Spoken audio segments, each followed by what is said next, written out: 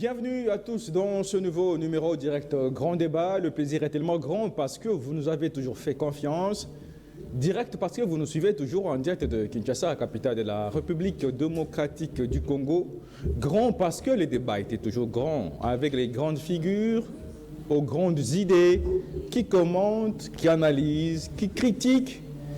Et ce jour, nous recevons Claude Machala. C'est l'une des grandes figures du kabylisme. Avec lui, nous allons parler le 17 mai, à peu près 25 ans après la révolution et la libération avec l'AFDEL qui avait mis fin à la dictature de feu président Mobutu. Quel acquis, quel héritage, aujourd'hui, quelle avancée? Nous en parlerons avec notre invité tout de suite. Mais aussi le parti PPRD qui aujourd'hui nous laisse croire qu'il est au bout de l'éclatement où les différents classiques s'affrontent, des camps se dressent. Qu'attendre du PPRD qui pourtant s'est dit être en ordre de bataille pour la présidentielle de 2023? Et enfin, ce forum de réconciliation katangaise, que cache cette grande forêt? Nous en parlerons avec notre invité. Je vous ai bien annoncé, il s'agit de Claude Machala. Il est kabyliste, il s'est dit permanent. Avec lui, nous en saurons un peu plus. Claude Machala, merci d'avoir répondu à l'invitation de ce magazine Direct Grand Débat. Non, merci beaucoup pour l'honneur. Vous savez, à chaque fois que vous avez besoin de moi, je réponds toujours à votre appel. Kabyliste permanent. Et bien sûr, il est là. Autrement dit, gardien du temple. C'est mieux que ça. Je crois que mieux que ça, parce que quand il faille se contenter de n'être qu'un manœuvre et tout travaux, cela va sans dire que pour l'idéal, pour l'idéologie que nous a léguée M. Laurent Désiré Kabila, nous sommes prêts à tout, même à aller dans les égouts pour permettre à ce que notre marche puisse se dérouler en toute salubrité. L'idéologie léguée par M. Laurent Désiré Kabila, nous allons en parler tout de suite. Mais commençons d'abord par le parti. Je rappelle aussi que vous êtes cadre du PPRD. Bien sûr. Comment se porte le PPRD aujourd'hui? Vous êtes cofondateur du PPRD. Oui. Et je rappelle même que vous avez été avec M. Laurent Désiré Kabila. Mais revenons un peu au PPRD, à l'étape actuelle. Comment se porte le parti? Le parti se porte à merveille, mais cela n'empêche que, comme toute œuvre humaine, comme partout il y a des hommes, qui de temps à autre... par là une fièvre, et par ici une petite chaleur. Mais en général, je dirais que le parti se porte bien. Le parti traverse une zone de turbulence. J'ai plus confiance aux pilotes et ceux qui sont au sol, c'est-à-dire ceux qui tiennent les manettes au niveau de la tour de contrôle, nous font croire que ce n'est pas une météo dangereuse et qu'on finira par atterrir en douceur. Alors, Claude Machala, aujourd'hui, Joseph Kabila, qui apparemment est très engagé, très déterminé, lui-même est finalement trop présent dans les réunions du PPRD, il décide, il instruit. Et la dernière instruction en date, c'est lorsque Kabila annule la mise en place faite récemment par le secrétaire permanent du PPRD, Ramazani Shadari. Ça veut dire quoi? Shadari est partant? Non, ça veut simplement dire que Kabila est présent. Et quand il constate... Autant qu'il n'a jamais été au PPRD, voilà, on le sent. C'est justement parce qu'il est présent, quand il constate qu'il y a une insuffisance par rapport au texte, par rapport aux différents règlements qui nous régissent, ce n'est que normal qu'il puisse réagir ainsi. Ce n'est pas qu'il a annulé une quelconque mise en place. Il a juste demandé à ce qu'elle soit reportée, qu'elle soit ajournée. Et nous sommes en politique, cela veut dire tout. C'est-à-dire, ce n'est pas que ceux qui ont été désignés par le SP soient si médiocres que ça. Sauf que c'est l'attitude ou le comportement de ces nominations par rapport aux différents textes qui nous régissent au niveau du parti. Et surtout qu'il y a un congrès en vue. Donc, il a pensé que mieux vaudrait attendre que ce congrès pour qu'ensemble, avec tous ceux qui seront conviés à ce congrès, décision soit prise pour une meilleure un meilleur redécollage vers ce que nous envisageons. Est-ce que c'est dire que Shadari a été dans une précipitation dans la nomination? Ça, je ne sais pas vous le dire. Parce que le président national, Joseph Kabila, constate, il dit qu'il faut ajourner. Kabila est politique. Je ne peux ni confirmer ni infirmer.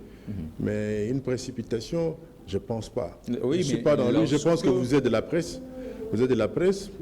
Prenez tout votre liberté. Et toute votre liberté, et invitez-le, ou soit invitez-le à votre micro. Je crois qu'il est mieux placé pour vous expliquer qu'est-ce qui a poussé à ce que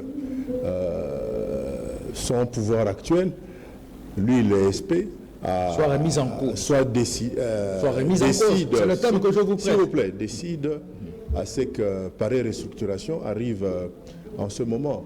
Donc, quant au président national, ce qu'il a fait, c'est de seulement constater, puisque actuellement il est très présent avec nous, il a constaté que cela pouvait attendre et qu'il y avait moyen de faire mieux que ce qui a été fait. Et alors, Claude Machala, lorsque Joseph Kabila, le président national du PPRD, remet en cause. Il n'a pas remis en cause. S'il vous plaît. Ça, c'est un peu trop fort. C'est peut-être une nuance.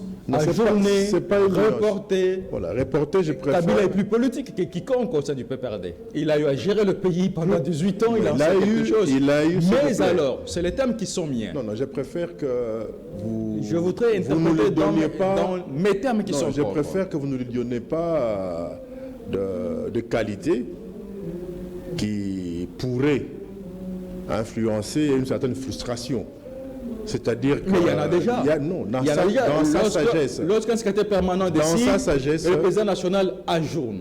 Mais c'est normal, chacun connaît ses limites. C'est un des aveux de Ramazani Shadari par Joseph Kabila. Et vous pensez que militaire de formation, s'il faille désavouer son SP, Kabila se gênerait. Pourquoi il va se gêner? C'est son parti. Mais il va dans le respect de principe.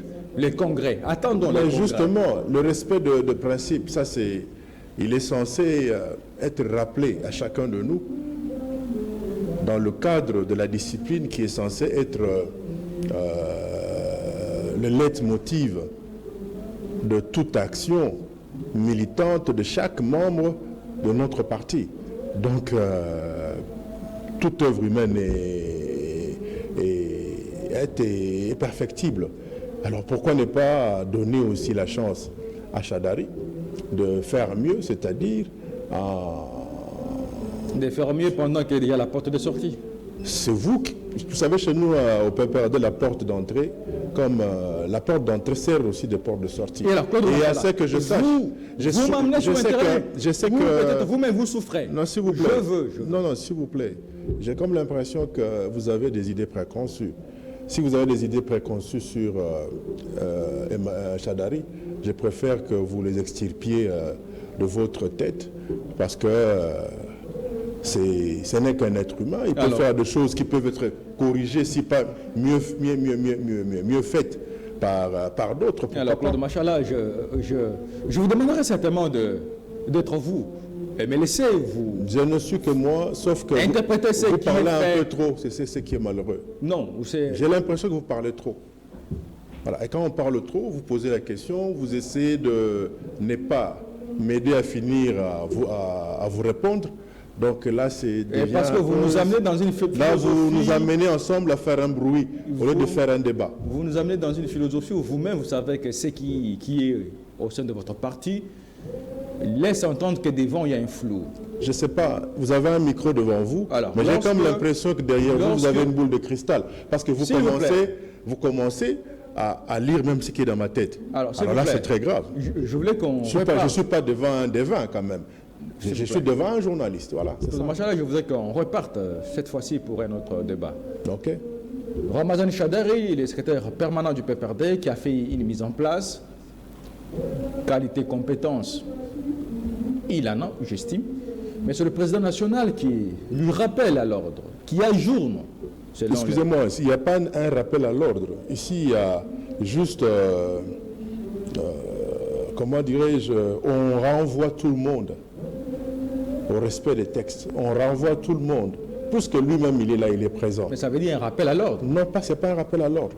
C'est juste, on renvoie les gens au texte. On renvoie les gens, comment dirais-je, à l'observance, même de l'environnement dans lequel on est en train de se mouvoir actuellement. Et cet environnement, pour nous, au PPRD, c'est quoi? C'est la préparation du congrès. Donc, on ne va pas aller au congrès avec des gens encore en train de préparer des remises et reprises, si pas d'en faire.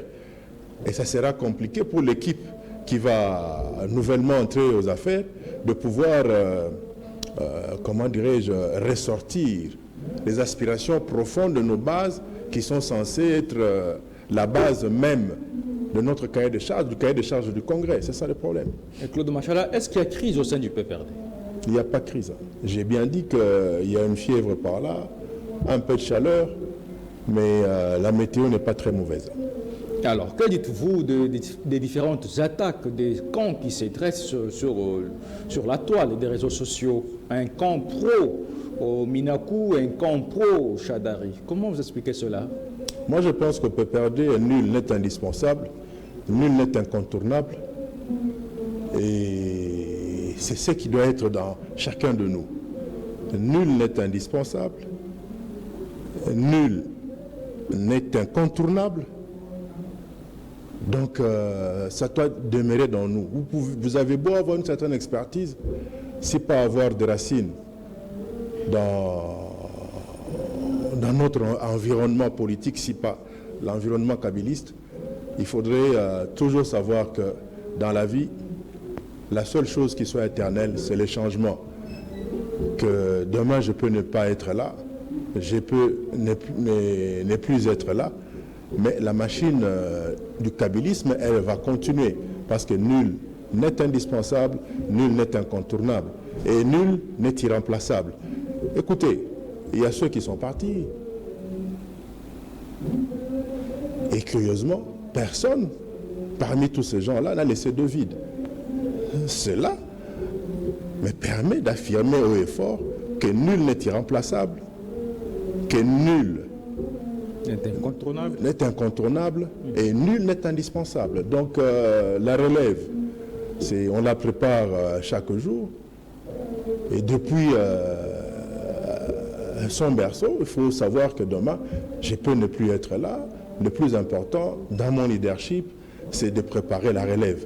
Parce qu'un leader, pour qu'il soit fort, un vrai leader, c'est celui qui voit ce qui pourrait arriver après lui. Puisqu'il prétend être là pour des raisons de conviction. Alors il faut déjà préparer la relève. Et c'est ça, avoir un leadership fort. Transmettre pour que ceux qui vont venir après puissent continuer l'œuvre. C'est ça le travail d'un leader. C'est ça. Alors, Claude Machala, vous êtes kabiliste permanent. Le 17 mai, parlons-en, laissons de côté les dossiers PPRD. Oui. Apparemment, il y a à boire, à manger dedans. Même à fumer. Voilà. Le 17 mai, Laurent Désiré Kabila fait son entrée dans la capitale. Il chasse la dictature. Quels sont les acquis aujourd'hui de cette révolution? Les acquis sont énormes. C'est cette volonté de vouloir, de pouvoir, dans toutes circonstances, dans toute conjoncture possible, dans toutes les conjonctures possibles, se prendre en charge. Au jour d'aujourd'hui, les gens ont compris que l'autoprise en charge prônée par M. Laurent Désiré Kabila n'était pas que politique. L'autoprise en charge, elle est aussi sur le plan économique, elle est aussi sur le plan de la survie sociale, elle est aussi sur le plan culturel, elle est dans tous les secteurs de la vie. Et ne jamais trahir le Congo. Et ça, vous n'avez qu'à voir la colère, même de ce Congolais qui ne sait jamais peut-être de sa vie ne pourra arriver à Ituri ou encore à Rutshuru. Cette colère qu'il habite quand il apprend que le Rwanda serait en train de sponsoriser des bandits pour tuer, pour piller nos frères, piller nos richesses et à chaque fois faire l'hypocrite et jouer à l'innocent. Donc, Mzee Laurent Désiré Kabila, ça c'est un grand acquis. Le plus grand d'ailleurs, c'est celui-là. Le deuxième acquis, c'est Joseph Kabila Kabange. Voilà là où il nous a amenés. Il a fait taire cette crise de légitimité qui, depuis 1965, avait lieu domicile dans notre pays, avec les 3 élections démocratiques. L'acquis majeur, en dehors de ce que je viens de citer ici, c'est cette première alternance, cette passation pacifique et civilisée du pouvoir, afin le peuple sait que ce n'est plus le kaki qui décide en RDC, mais c'est l'urne. Cette marche vers l'avant. Bien sûr qu'au jour d'aujourd'hui, on n'est plus dans les bottes en caoutchouc. Il y en a même d'autres qui mettent des Berlucci, encore des Rolex autour du poignet. Mais la marche continue. Et je pense qu'en 2023, ce peuple qui mentalement, moralement, continue à demeurer dans ces bottes en caoutchouc, n'en déplaise aux petits malins qui les traitent de tous les noms, mais ils ne savent pas que s'il y a eu quelque chose qui fit peur à Mobutu, ce sont ces bottes-là. Je pense qu'en 2023, le peuple va encore se prendre en charge pour mettre hors d'état de nuire l'actuel régime qui est en train de mimer le mobutisme sans en avoir vraiment les talents, mais vu le nombre de souffleurs qu'il y a derrière les rideaux, et ils pensent qu'ils peuvent encore nous réjouir ce numéro, le même numéro pour les 5 ans à venir. C'est ça. Alors Claude Machala, aujourd'hui, vous avez parlé de moboutisme ou de moboutistes. Oui. Que dites-vous de cela qui estime qu'aujourd'hui que du moboutisme à l'AFDEL, c'est jusqu'à ce jour que les mêmes écoles poursuivent et gangrènent la classe politique congolaise. Mais des Moboutiens d'hier, des Afdéliens d'hier, aujourd'hui, un mixage, un brassage ou une prise en étau. Vous savez, moi, c'est de la politique congolaise par ses anciens régimes. Moi, ce qui me plaît, est que c'est grâce au kabylisme qu'enfin, nous avons une presse qui s'exprime, qu'enfin, nous avons cette multitude de journalistes d'investigation, ces gens qui, à tout moment, bravent la peur.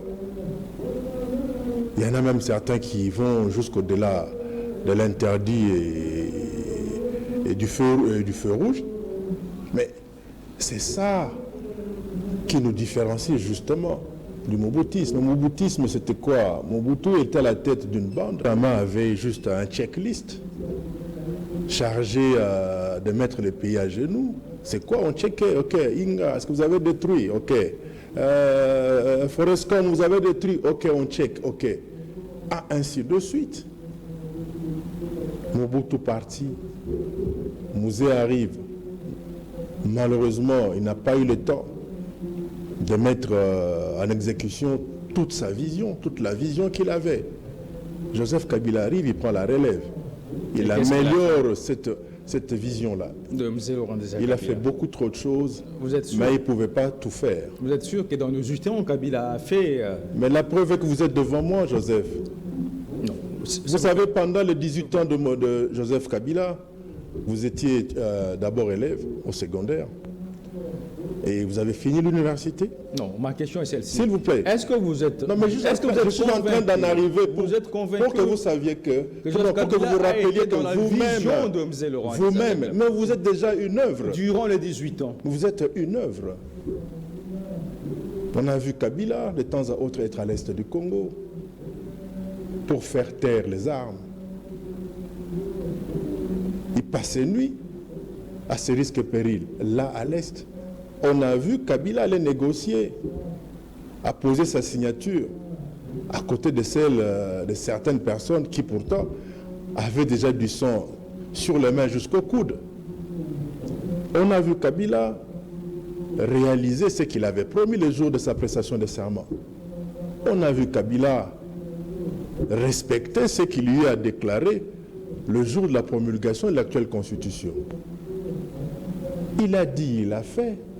Mais comprenez que ce n'est pas en si peu de temps qu'il pouvait réaliser toute cette vision de M. Laurent Désiré Kabila, accumulée pendant autant d'années, parce que vous êtes sans ignorer que le musée est resté pratiquement dans le maquis pendant plus de 42, 43, 44 ans. Et vous n'allez pas me demander, en 18 ans, on n'aimerait pas enlever les 1 plus 4 parce que nous sommes des hommes d'État. Joseph Kabila, c'est un homme d'État. Il arrive au pouvoir, il a assumé même le passif. Et ce n'est pas un certain Adolphe Mouzitou qui viendra nous faire croire que non, mais c'est grâce à lui, en tirant un peu sur ses bretelles, que voilà telle ou telle chose a pu être réalisée dans le secteur de la macroéconomie. Mais c'est sous le leadership de Joseph Kabila Kabange. Tous ces talents qu'on a vu émerger dans tous les secteurs de la vie. Mais puisqu'il était limité par ce qui régit notre marche à tous dans un état comme celui-ci, qui était devenu un état normal, malheureusement on est en train de prendre encore du recul, il est parti par la grande porte.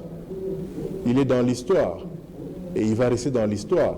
Et la meilleure façon de demeurer dans l'histoire, c'est de revenir encore aux affaires, d'aider encore ce Congo à aller de l'avant.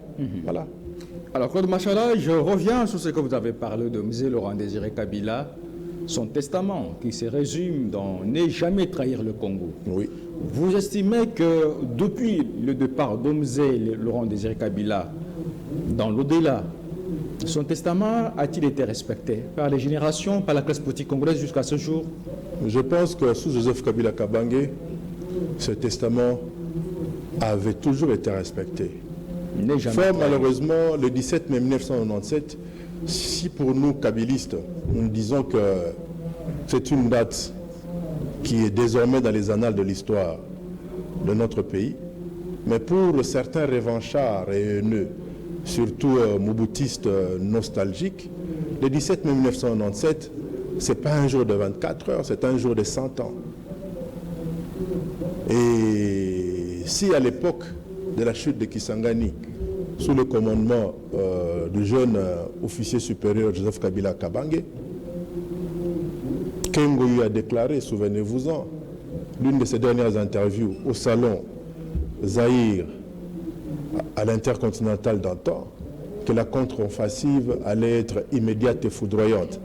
Comme cette contre-offensive ne vit jamais le jour, il y a des nostalgiques qui pensent que, profitant de leur position actuelle par rapport à ce pouvoir qui mime bien le moboutisme, qui serait à même de radier, si l'AFDEL n'existait plus, mais radier le nom Kabila de l'histoire de notre pays.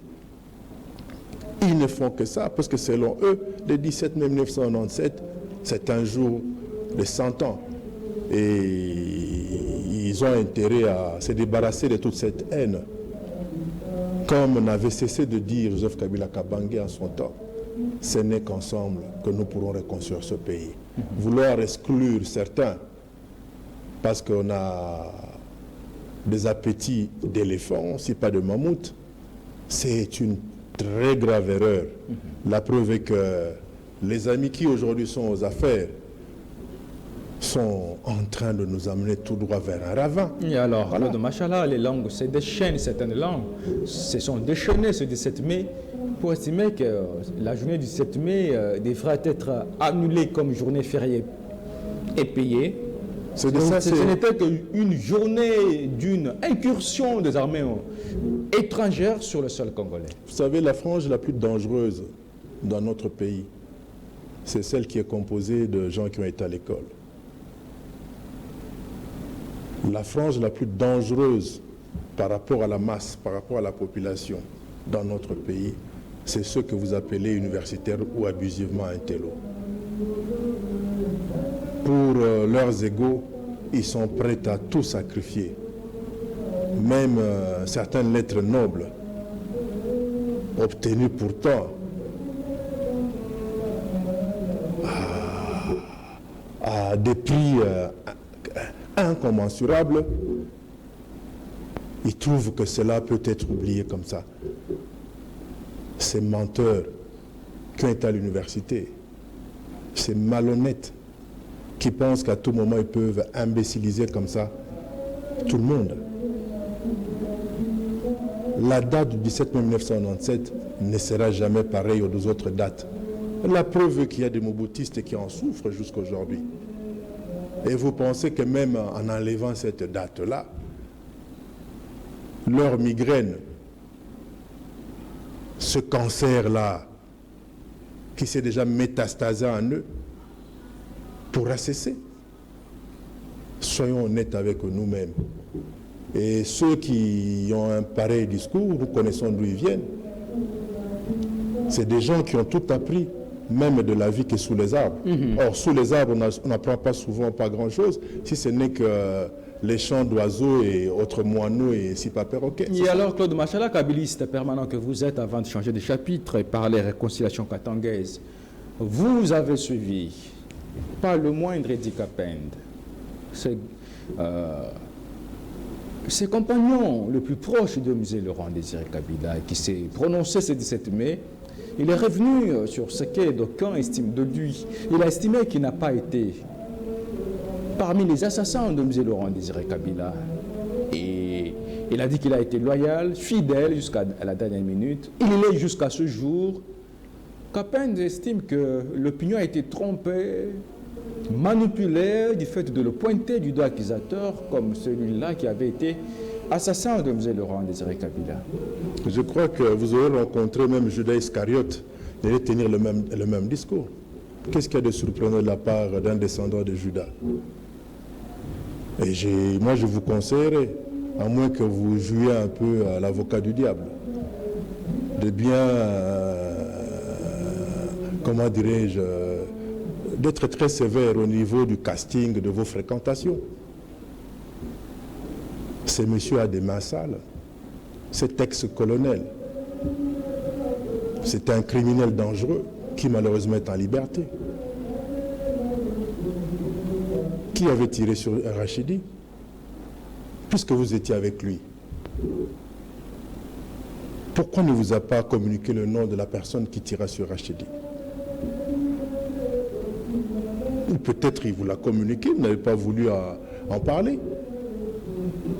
À quoi il jouait en ce moment-ci, à la veille des élections? Il veut nous raconter quoi? Puisqu'en fait, devant votre micro, à votre micro, il n'a rien dit.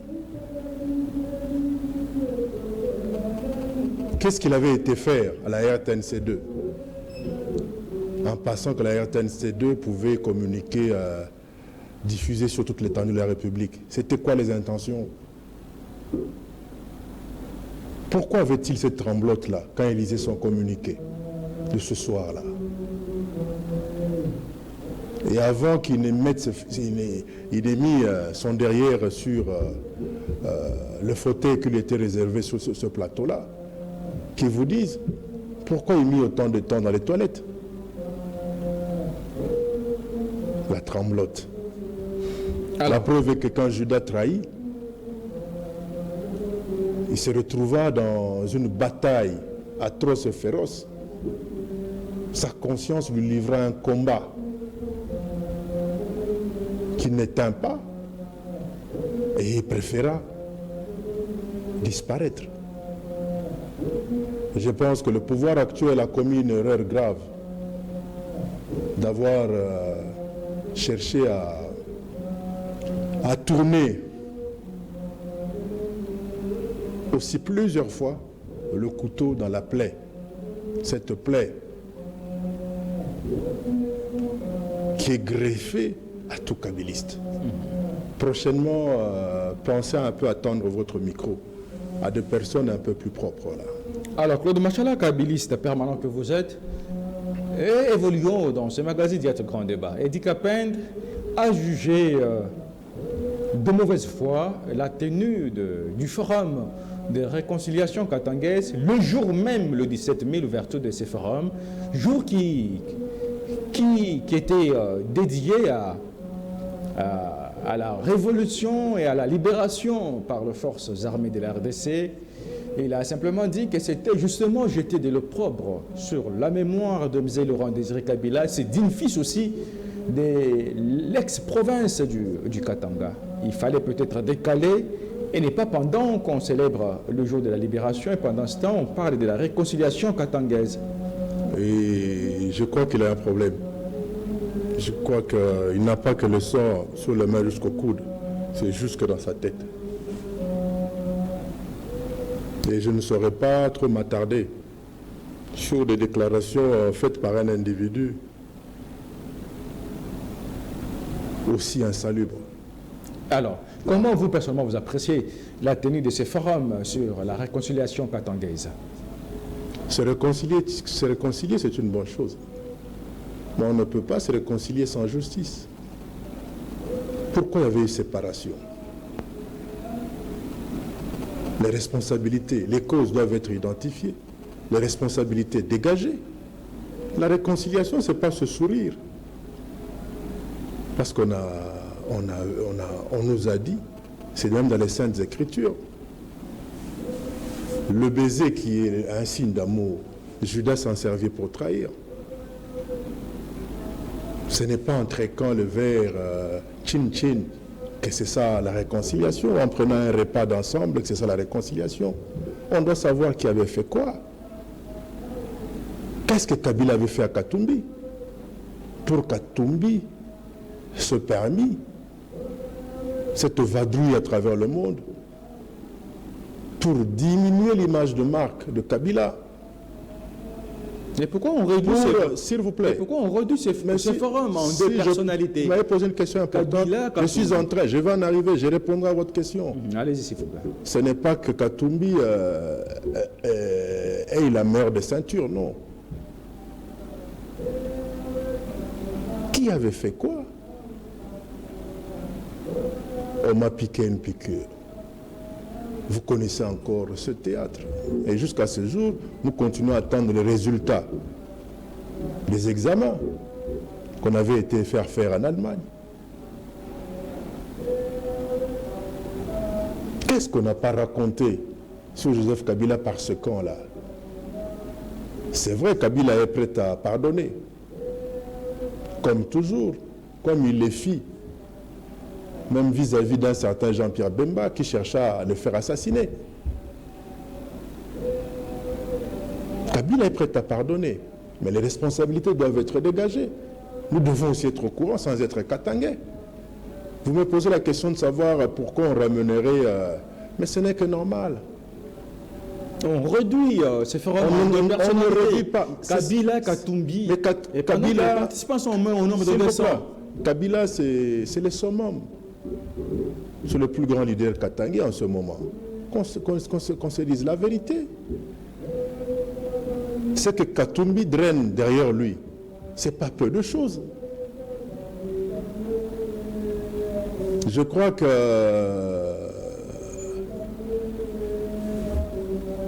une main qu'il partagerait, je crois que ça sera le plus grand symbole, certes de la réconciliation, mais avant cela, il faut que les vérités soient dites. Quelle vérité vous... Écoutez, vous mais les attendez? Katangais eux-mêmes qui ont affaibli M. Laurent Désiré Kabila, vous en avez reçu un sur votre plateau, quoique pas du tout propre, vous l'avez reçu. Il est parmi ces Katangais-là. Et s'il vous plaît, Centre-attaque. Vous avez Jean-Claude Mouyambo. Mais est-ce que je peux finir? Ou peut-être prenez ma place, moi je vais prendre la vôtre. Peut-être que l'émission se passera. Je vous relance, c'est justement pour vous. Donc vous avez reçu un Katangais ici, cela prouve que même le Moussa avait été esquinté par ses propres frères. Qui ont le plus trahi Joseph Kabila Kabange à ce jour?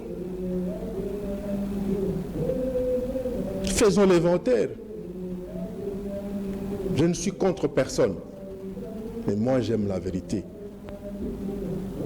Je n'ai jamais cherché à ce que je sois le bien-aimé de tous. Non. Parce que quand vous dites dans la vérité dans la vie, vous devez vous attendre à être toujours détesté, si pas évité par le commun de mortels. Vous avez reçu un Katangais ici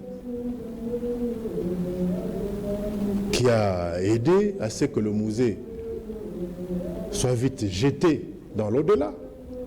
Et tous ces Katangais qui se sont mis à vilipender Joseph Kabila Kabange, jusqu'à même vouloir faire croire à notre population que Joseph Kabila n'était pas Katangais. Mais maintenant qu'ils reviennent à la raison, nous devons les aider en leur prodiguant un conseil, qu'on ne saurait se réconcilier sans justice. Ça veut dire quoi? Parce que cela veut dire que les responsabilités, les causes qui ont amené à ce qu'il y ait scission, séparation, alors quel rôle doivent être identifiés. Alors, comment pourrait intervenir la justice? Quand on parle de la justice, ce n'est pas ce que vous voyez les cours des tribunaux, non. Sûrement, il y aura un bureau de sages qui va prodiguer des conseils, qui fera le constat que tel ou tel autre avait fauté. Mais est-ce que les conseils des sages seront entendus? Ou il y aura justement de l'hypocrisie? Mais puisque vous connaissez tout, nous disons la même chose. On ne pourrait jamais se réconcilier tant que les causes qui ont conduit aux problèmes qu'ils tentent de résoudre ne sont pas identifiées. Et les responsabilités dégagées. Au lieu des sanctions, on pourrait donner des conseils. Que désormais, voilà comment est-ce qu'il faille se comporter, même s'il y a une conjoncture quelconque. C'est ça, cette justice-là. Hein? Alors, Claude Machala, on se parle. Claude Machala, kabiliste permanent que vous êtes, nous tendons vers la fin de ce magazine. Oui. La réconciliation katangaise. Vous croyez qu'on soit... Ce n'est pas cet arbre-là qui cache la grande forêt, comme le disent certains observateurs. C'est juste des stratégies pour la province du Katanga d'une récupération du pouvoir. Et c'est une mauvaise chose. Est-ce que c'est une mauvaise chose? Claude Machala, certains observateurs estiment que cette réconciliation katangaise, c'est une atteinte à l'unité nationale. Et je pense qu'il y a un parti qui a su nous prouver que quand les gens d'une même tribu, si pas d'une même langue. Et vous concluez, s'il vous plaît, vous avez 3 minutes. Pensent à se remettre ensemble ou à se mettre ensemble, ça n'a rien à voir avec l'unité nationale. Voilà. Ils sont partout, même dans nos rues.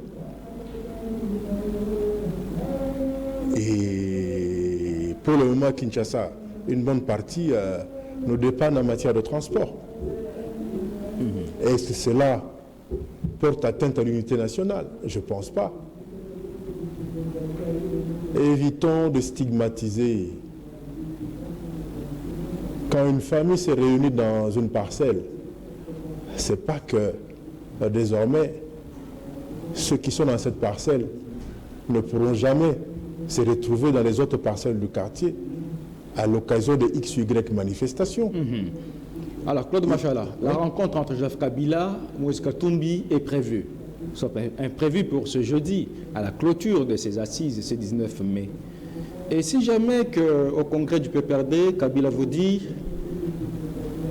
les candidats à la présidentielle, c'est Moïse Katumbi, quelle aurait été votre réaction? La mienne.